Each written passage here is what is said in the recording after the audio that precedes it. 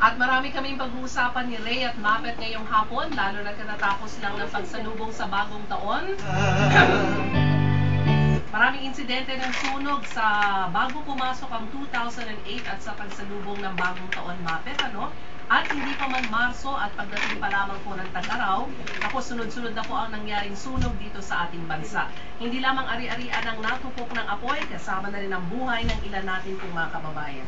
At ilan nga sa mga nasunog ay isang pabrika sa Caloocan. Meron ding elementary school sa Quezon City, drugstore sa Makati, palengke sa Davao del Sur, at kamakailan lang isang dormitory sa UP Diliman Campus. Dami pala. Salubong sa bagong taon yan, ano. Hindi rin natin makakalimutan po ang naging sunog sa Bukawi, Bulacan. Lagi na lang meron dito. Yung gawaan ng paputok. Kung saan isang sigarilyo lamang po naging sanhi ng pagkasunog ng tindahan ng mga paputok noon pong bisperas ng bagong taon.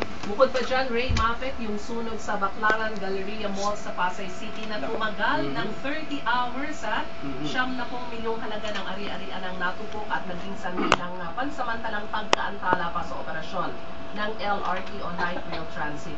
Alam ba ninyo na isang aircon unit na nag-overheat ang naging dahilan ng sunog?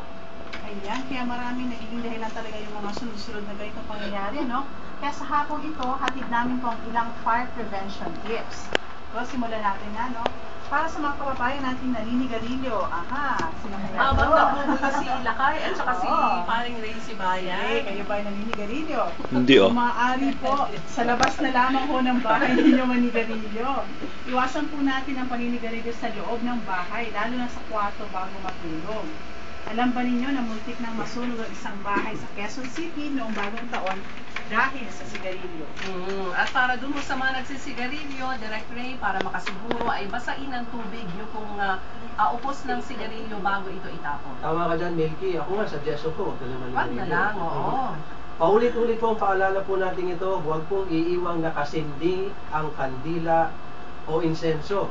Meron kasi nito lalo pagka yung November 1, no? Ay iniiwan na magdamag.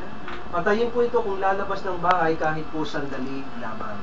At ang pinaka-importante rin ay yung i-check po palagi ang inyong mga appliances, lalo na yung mga wiring nito, para maiwasang magkaroon ng short circuit. At syempre, palitan ka agad ang mga wiring kung mayroon pong depektong makita yung mga kasambahay natin. At syempre bilang panghuli, iwasan po nating mag-plug ng appliances ng sabay-sabay, yung tinatawag na mga octopus wiring, ano?